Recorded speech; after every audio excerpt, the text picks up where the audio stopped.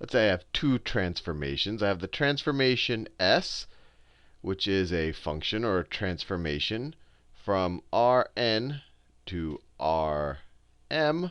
And I also have the transformation T, which is also a transformation from Rn to Rm.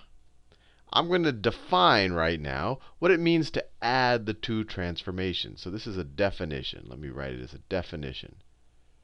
I'm going to define the addition of our two transformations. If I add our two transformations, the addition of two transformations operating on some vector x. This is a definition. I'm going to say that this is the same thing as the first transformation operating on the vector x plus the second transformation operating on the vector x. And obviously, this is going to end up being a vector in Rm. This is going to end up being a vector in Rm. So this whole thing is going to be a vector in Rm. So we still are. So if we, by definition, this S plus T transformation is still a transformation because it takes an input from Rn. It's still a transformation from Rn to Rm. Now, let me make another definition. Let me define, I'll do it in green, maybe I'll do it in purple. I'm going to define a scalar multiple of a transformation. So I'm going to define, let's say, C, where C is just any real number, C times the transformation S of some vector x. I'm going to say that this is equal to C times the transformation of x. This is equal to C times the transformation of x right there.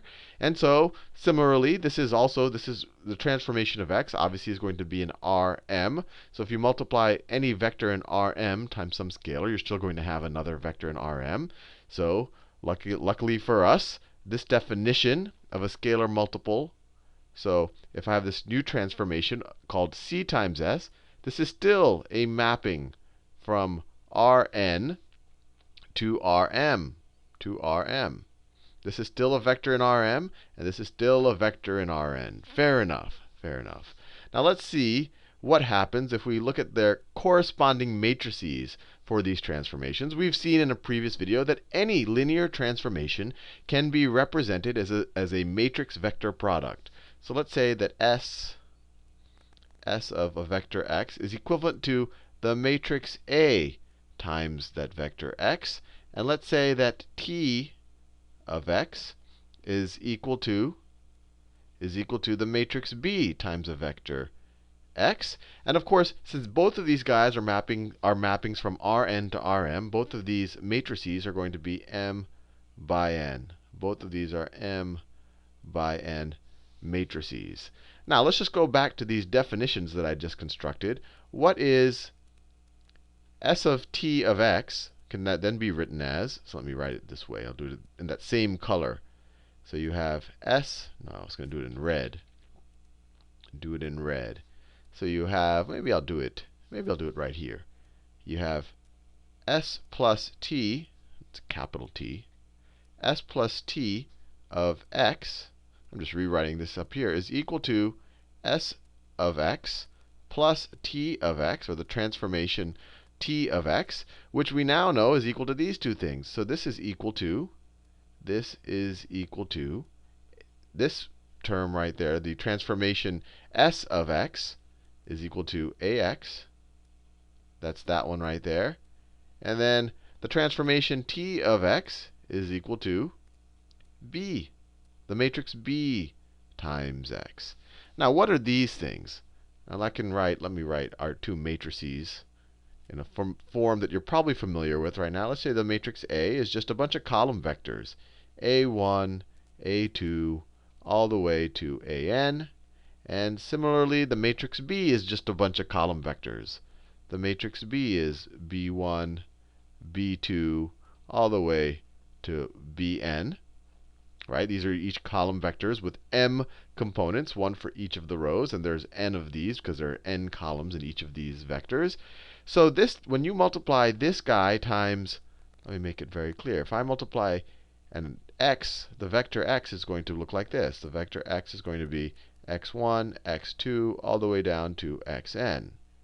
And we've shown this multiple times. It's a very handy way of thinking about matrix vector products. But we know that this product right here can be written as each of these scalar terms in x times the corresponding column vector in A. I've done this this is probably the 5th video that I'm doing this. So this can be rewritten as x1 times a1 plus x2 times a times a2 all the way to xn times an. Is equal to this. That's what ax can be rewritten as just as kind of a weighted combination of these column vectors where the weights are each of the values of our vector x. And I have to add this guy to bx. So bx by the same argument, so plus is just going to be, let me do it in the blue, is going to be x1 times b1, x1 times b1 plus x2 times b2 all the way to xn times bn. Now, what is this equal to? Well, we know that scalar multiplication times vectors exhibits the distributive property. So we can just add these two guys right here and factor out the x1. And what do we get? We get this is equal to this whole expression right here. Let me draw a line here because I'm not saying that this matrix is equal to that. I'm saying that this is equal to this term plus this term, which is equal to x1. So let me write it, is equal to x1 times a1 plus b1, plus x2 times a2, right, I'm just adding these two terms up, x2 times a2 plus b2, all the way to plus xn times an plus bn. So what is this thing equal to? Well, this is equal to some matrix that some new matrix. And let's define this new matrix. This is equivalent to some new matrix. I'll make it pretty big right here. Times x times our vector x. I'll do the vector x in green. And vector x we know is x1, x2, all the way down to xn. But what is the new matrix going to be? Well, this product is going to be each of these scalar terms times the column vectors of this matrix. So these guys right here are the columns of my matrix. This thing is equivalent to a matrix where the first column right here is a1 plus b1. We're essentially adding the column vectors of those two guys. The second column right here, let me draw a little line right there to show you that these are different expressions. The second one would be a2 plus b2. And then we'll just have a bunch of them. And then the last one will just be an plus bn. So what happens is that by definition, when I added these two transformations, I just used their corresponding matrices. And I said, you know what? The addition of these two transformations created a new transformation that is essentially some matrix times my vector. And that matrix ended up being the sum of the corresponding column vectors of our two original transformation matrices, right? This new matrix that I got, and we didn't, I haven't defined matrix addition yet, but we got here just by thinking about vector addition. This matrix is constructed by adding the corresponding vectors of the matrices A and B. Now, why did I go through all of this trouble? Well, I can make a new definition here that'll make everything fit together well. I'm going to define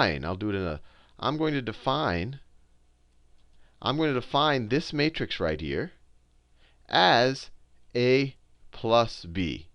So my new matrix definition, if I have two matrices that have the same dimensions, and they have to have the same dimensions, I'm defining A plus B to be equal to a new matrix, some new matrix where you add up their corresponding columns. So a1 plus b1, just like what I did here. I don't have to rewrite it all the way up to an plus bn is the last column.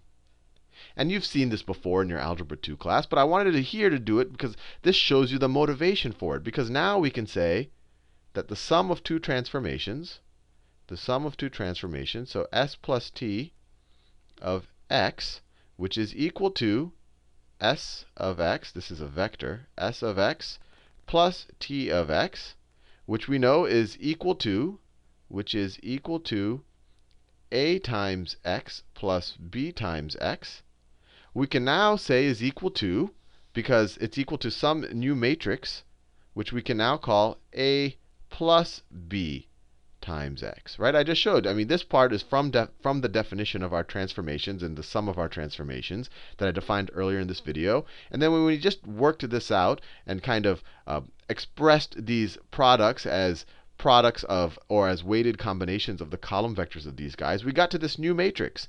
And I defined this new matrix as a plus b. And I did that because it has this neat property now. Because now the sum of two linear transformations operating on x is equivalent to, when you think of it as a matrix vector product, as the sum of their two matrices. Now let's do the same thing with scalar multiplication. We know that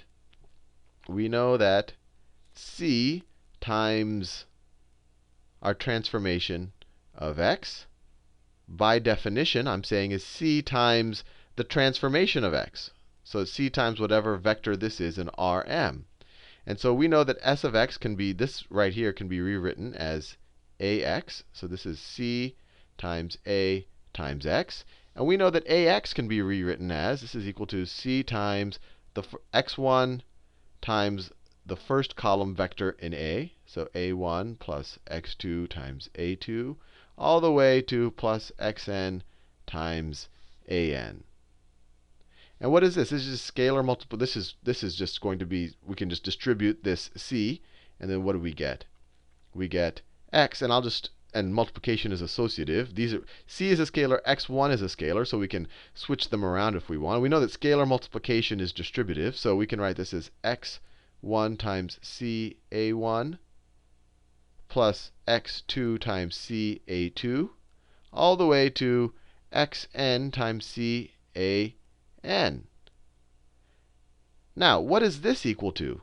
This is equal to some new matrix times x. This is equal to some new matrix, let me make that here, times x1, x2, all the way to xn. And what is that new matrix? What are the columns of the new matrix? Well, the columns are now that, all the way to that. So the columns of this new matrix are c a1, c a2, all the way to c an. Now, why did I go through this exercise? Well, wouldn't it be nice? I already said that by definition, a scalar times a transformation is equal to this, or a scalar multiple of a transformation is equal to the scalar times the transformation of any vector that you kind of input into it. And of course, that is equal to c times ax. Now, wouldn't it be nice if I could define this thing as some new matrix, times a vector x, right? Because this should also be a linear transformation. And this new matrix, I am going to define. This is a definition again. I'm going to define this new matrix as being c times a. So now we have this definition that c times a, if I take any scalar times any matrix A, it's just equal to c times each of the column vectors. And we know what happens when you take a scalar times each of, let me write this, is equal to c times a1, c times a2. I'm just rewriting what I just wrote there, all the way to c times an. But what is this in effect? We know that when you multiply c times a vector, you multiply the scalar times each of the vector's elements. So this is the equivalent of multiplying c times every entry up in this matrix right here. And what this video, you're probably saying, hey, Sal, I already knew how to, in Algebra 2 in 10th grade or 9th grade, I already was exposed to multiplying a scalar times a matrix or adding two matrices with the same dimensions. Why did you go through all of this trouble of defining the sum of transformations and the sum of matrices? And I went through the trouble because I wanted you to kind of understand that there's nothing, I mean, it is natural, but there's nothing about the universe that said matrices had to be defined this way. Matrix addition or matrix scalar multiplication or the addition of two transformations. I wanted you to see that it's all kind of, the mathematical world has constructed it in this way because it seems to have nice properties that are useful. And that's what I've done in this video. In the next video, I'll do a couple of scalar multiplications and matrix additions just to make sure that you remember what you had learned in your 9th or 10th grade algebra class, but you'll find that the actual operations are almost trivially simple.